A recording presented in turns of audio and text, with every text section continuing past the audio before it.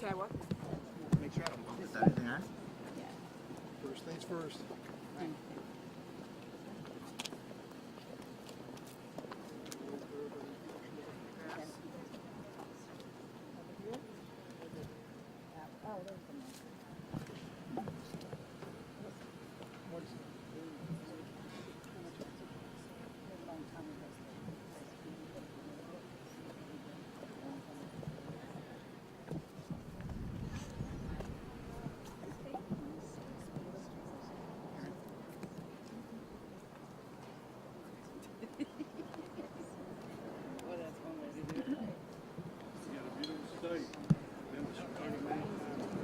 Haven't been out.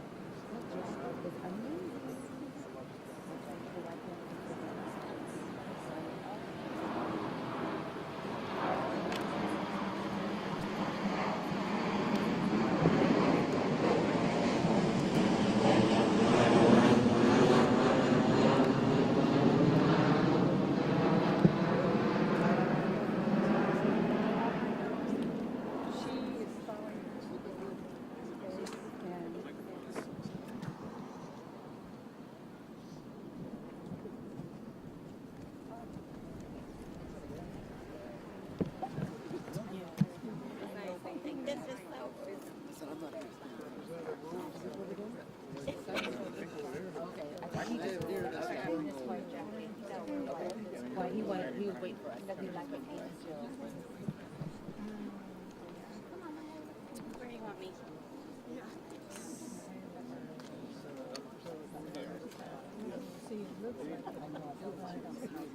I'm introducing you.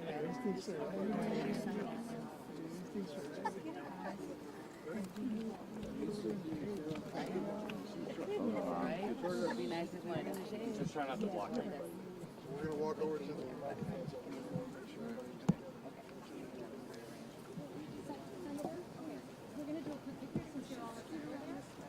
But we're gonna move a little bit this way because the sun is shining here.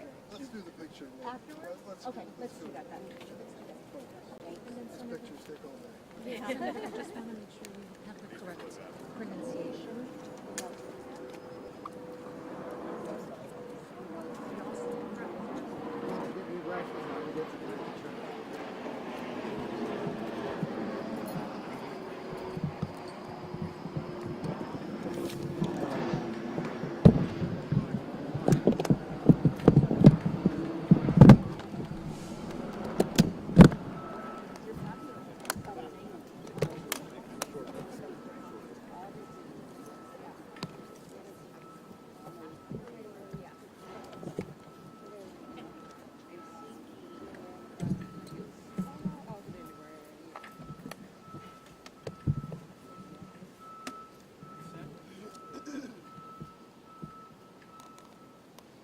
Well, I want to welcome our Texas friends to Chicago, Illinois.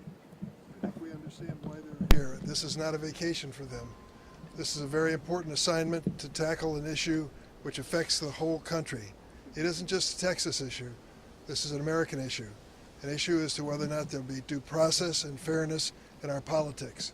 Do you remember the telephone call which President Trump made to the Secretary of State in Georgia?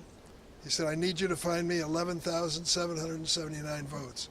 He told the story then of what he thought about our electoral process. It was a political game to be used for his advantage, and that's what's going on here.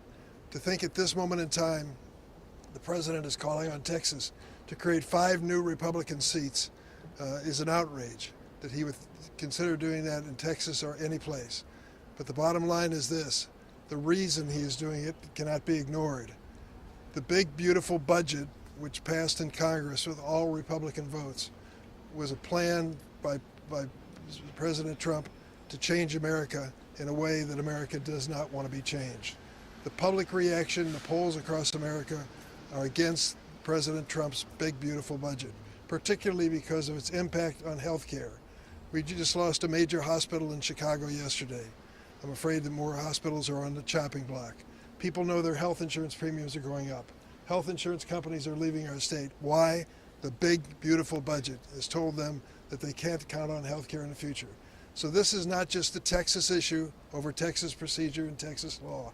This is an American issue where we have to stand together for the families of this country who are fighting to survive in this economy and want the basics that we all want to protect our families.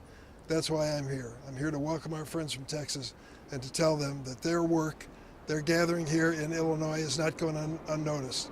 You are newsmakers because you are speaking to the issues that are at the heart of our economy and the heart of our political system. So at this point, I'd like to turn it over to, make sure you get the name. Vice Chair of this group, Mihaela Plaza. Am I close, Mihaela? Thank you so much, Was that close in Senator. pronunciation? Yes, you did very well. Thank you. Good morning, everybody. My name is Mihaela Plaza, and I proudly serve as the Vice Chair of the House Democratic Caucus. I'm so happy to be standing shoulder to shoulder with Senator Durbin. My colleagues and I are ready for the fight ahead, especially after the week that we've just had. Our last meeting was canceled. It was canceled due to bomb threats. Since then, my colleagues and I have endured racist attacks, frivolous lawsuits, and relentless harassment. All of this because we dared stand up to corrupt politicians in D.C. But we will not be intimidated. We will not be bullied into silence, and we will not surrender, like Governor has, to the demands of corrupt D.C. politicians. Right. And we will lead by example, and we will not let them trample on American rights. Let me be perfectly clear. Texas Democrats are not running away from any fight. We're bringing the fight to the bad guys.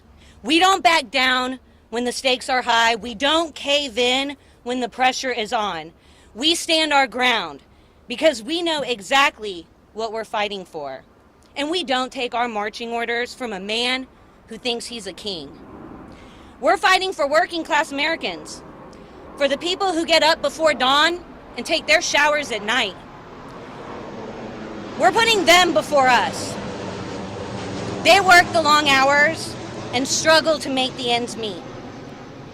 It's about the normal people, the working class people, the regular American people against the billionaires. That's what we're fighting for. It's for parents who want to send their kids to a safe school. It's for women who want to have access to health care. It's for our retirees who just want to retire with dignity. It's to protect Social Security. Texas Democrats are standing for fair maps. We're standing for fair wages and fair chances. We stand in the belief that every Texan, no, every American, no matter their zip code, their race, their creed, they deserve a fair chance. They deserve for their voice to be heard in their government and a stake in their future. This is what it means to meet the moment. To not just react to the chaos that's been thrown our way, but to push forward with courage and with conviction. To lead with the understanding that every decision we're making in this moment touches the lives of millions who are counting on us to hold the line. So we've been tested this week. We've been threatened, but we stand more committed than ever in our goal. Because the truth is, Texans don't quit. And with that, I'd like to introduce my colleague, Representative Retta Bowers. Thank you, Vice Chair Plessa and Senator Durbin. I am State Representative Retta Andrews Bowers, representing House District 113 and proudly serving as the first Vice Chair of the Texas Legislative Black Caucus. Just 1 week ago, we were scheduled to stand alongside Senator Durbin at an event like this to commemorate the 60th anniversary of the Voting Rights Act. But that event never happened. Why? Because our hotel received a bomb threat caused by a direct provocation of our safety. After our location was made public in an attempt to intimidate and silence us.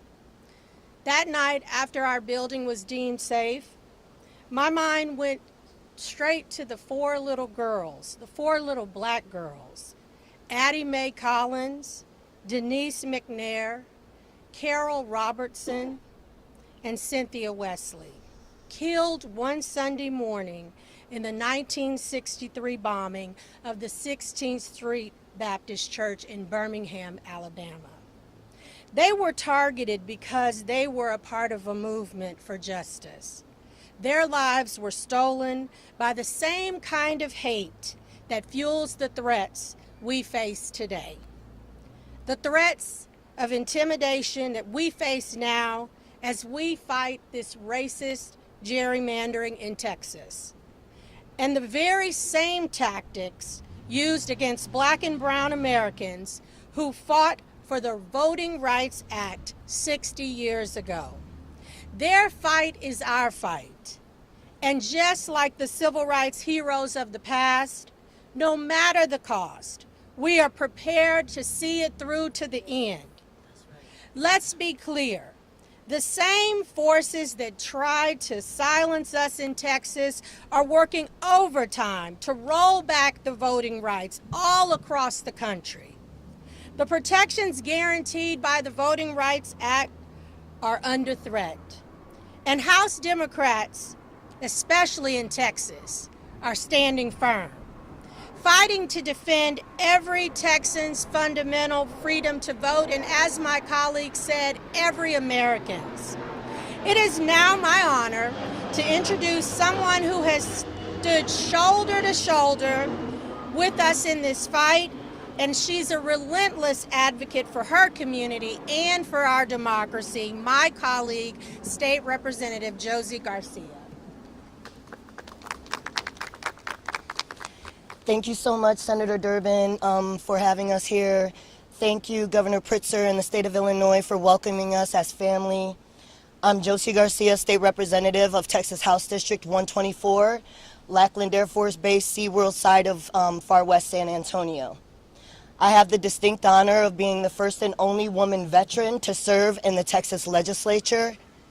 And with my following comments, I wanted that to be the focus of the delivery of my next message.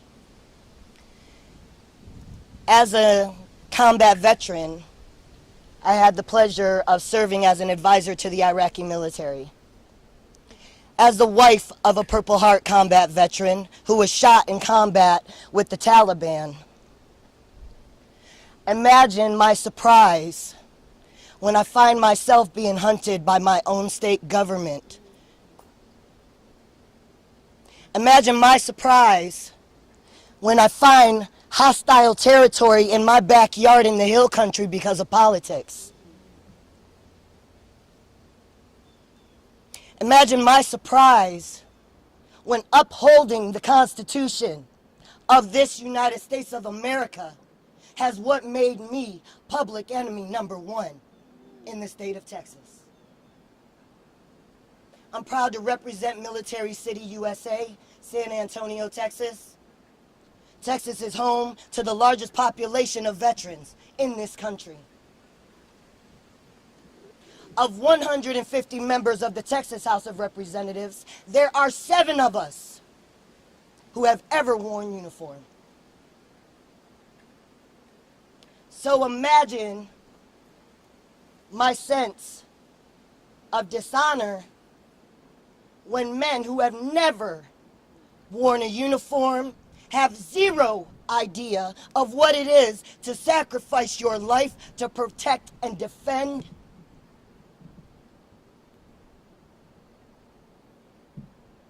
I had the utmost honor of being the commander of an elite search, rescue, recovery, and relief humanitarian operation that launched in the Hill Country after the devastating biblical floods that just occurred. On day 1 for us, July 6th, I showed up with 15 people who believed in me. On day 3, we had 1,000 volunteers, specialized search, rescue, recovery volunteers from every branch of the military, every law enforcement agency you can imagine, every acronymed agency came to support my operation because they believed in me and my leadership. I'm here to tell you I was by myself. As our law enforcement agencies seeked materials and supplies to do the job, they sought me and my organization out, Uniting America Outreach, because they had no access to technology. They had no access to boots. They had no access to backhoes, to construction material, to hands. But what we do know is the money's there. The money is there. We got called to our special session, and I expected this special session would be focused on this biblical flood that just happened, that stole 130 plus lives.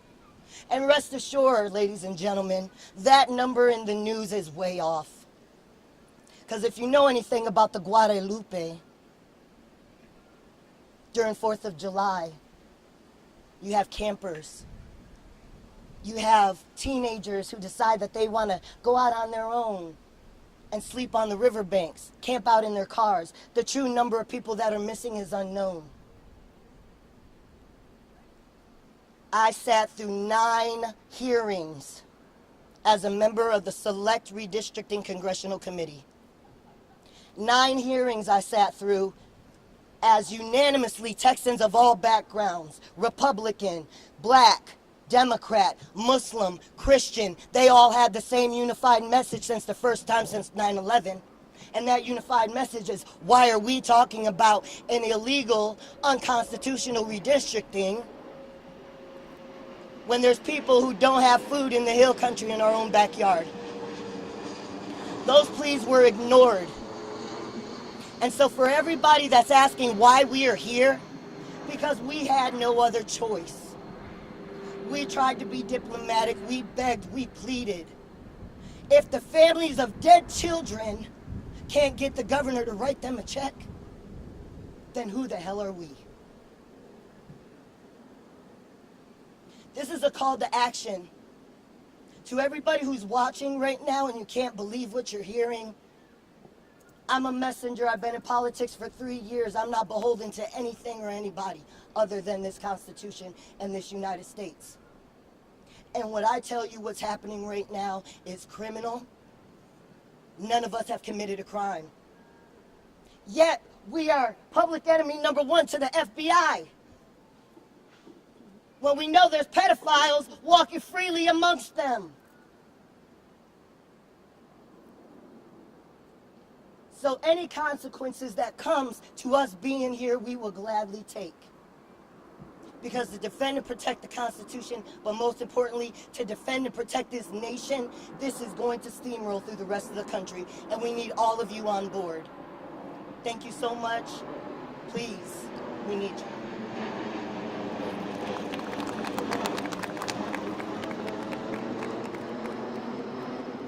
Any questions? Oh, I do. Can I ask one on topic first? Can you guys give us a sense of your timeline? You know, how long you plan on being here? If there's any sense of any resolution coming forward? I know it's been for a week So too. in Texas, after the 140 days regular session, the governor can call us back. He has called us back for 30 days. We intend to kill the first called special session. So August 19th is when that ends. So that's when you plan on going back? That's when negotiations open up again. How willing are you? That's when the session's over. That's when the special session ends. So we hope that the governor will start putting flood victims before political power grabs if he does call another special. He said he'll do special session after special session after special session. Are you able to withstand all of that? Financially and emotionally? You all have families at home? We're going to continue using all of our tools. I want to be clear. We have said from the beginning, our objective here is to deal with the corruption of this special session. We're hoping that the next special session does not also have to be corrupt. And that is entirely upon Governor Abbott and the Republican leadership of that state. The people of the state of Texas have been crystal clear, including Republicans. They do not support what they are doing. They do not support them rigging the system. They do not support them lying, cheating, and stealing. Even Republicans want things to be fair. They want people to follow the rules. We have laid out the case of why Governor Abbott needs to listen to the people of the state of Texas. If he does not, if he simply calls another special session to do things that are selfish, things that are for him, things for his buddies, that's up to him. We can't make him be a better leader, but we can always hope. So if he separates that bill, the flooding from the redistricting, will that prompt you to go back? We have said point blank, time after time after time, that if Governor Abbott says we will take care of the people of the state of Texas first, if he makes that commitment today, we'll be back. All we want him to do is actually listen to the people and do what they ask. That's it. If I may real quick about the financial piece of it, if I may real quick, when we're talking about the financial piece of what's happening right now, keep in mind that it costs a lot of money to call a special session, but what also costs a lot of money is sending 4 unmarked officers, agents to my home, where you know I have special needs children and a husband who has PTSD, and you know I'm not in the state, but you're gonna exacerbate our resources of an already taxed law enforcement agency to go and do this performable theater of tax-funded waste. This is fraud, waste, and abuse in its purest form, and that needs to stop immediately. Can you all raise your hand if you've heard that your families are being watched by law enforcement or somebody? Everybody. I've already had state troopers at my home this morning. This morning Multiple days in a row. and last night. Senator, if we may ask an off-topic question, can we get your reaction to the president's decision to federalize the D.C. Police Department and deploy the National Guard? First, let me tell you, I am sympathetic and feel a bond to the victims of violent crime wherever they occur, in the District of Columbia, in Illinois, in Texas, and in any state. Having said that, what the president did this morning was political theater. His idea in federalizing the police force of D.C. ignores the reality.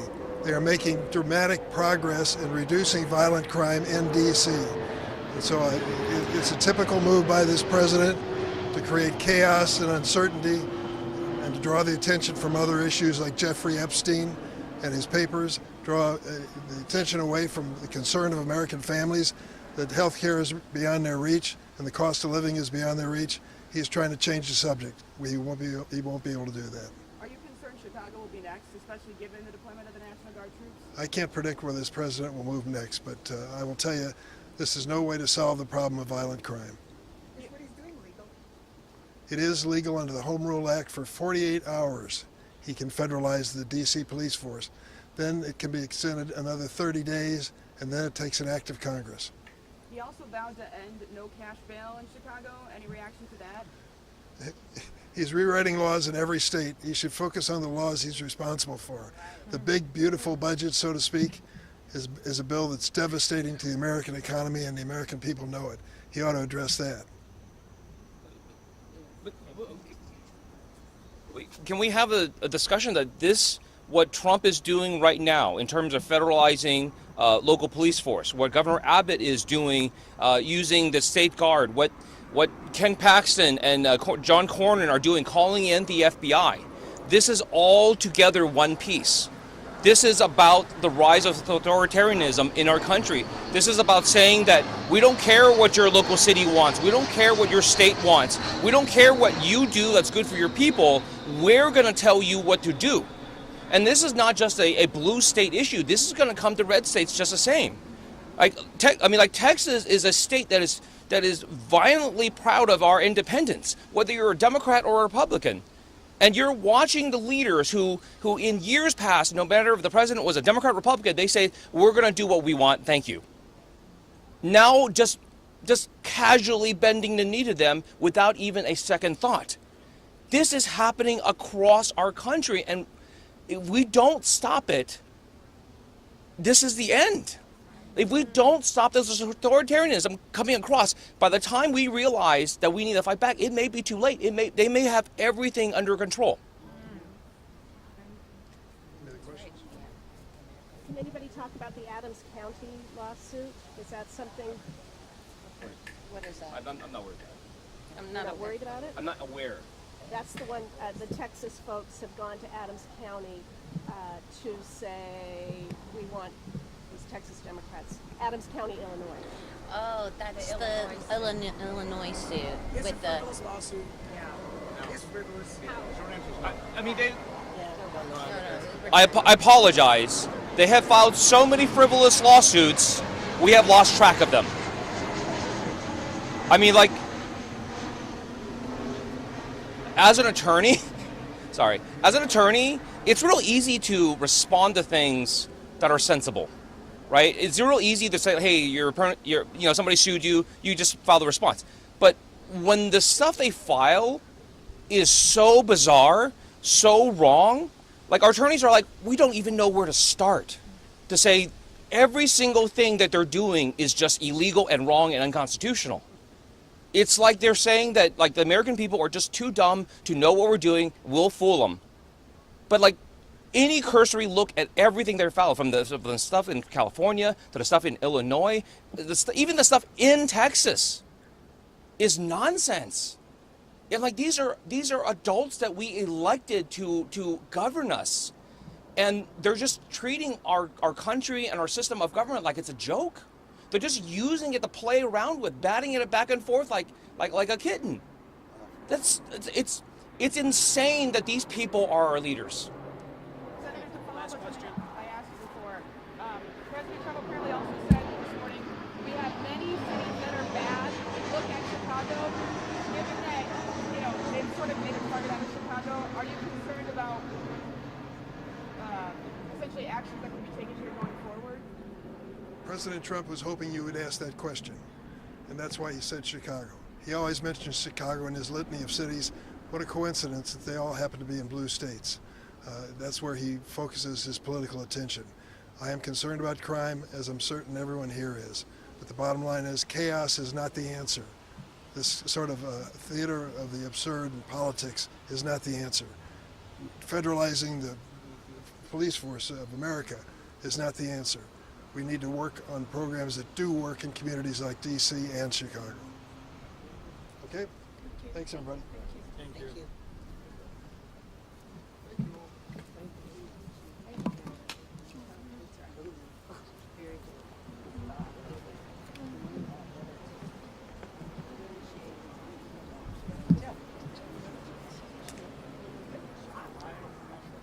Members who are going to the National Museum of Mexican Art, if you can stay here and come with me, we're gonna Uber there together. Linda,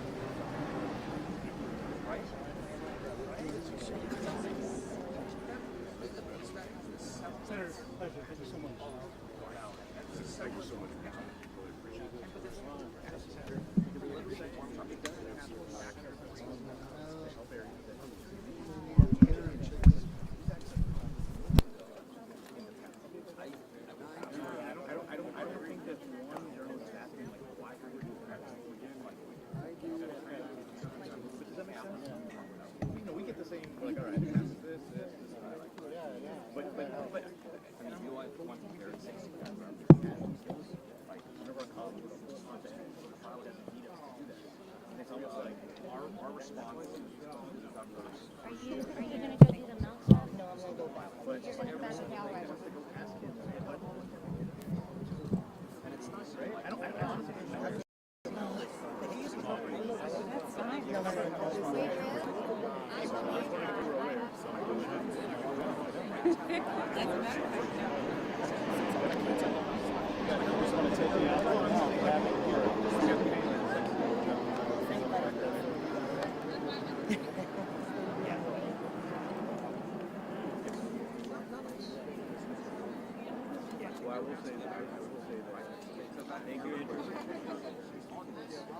discussion about what that's not discussion about how. I mean, what I keep saying is that I am the state house guy who is like they realize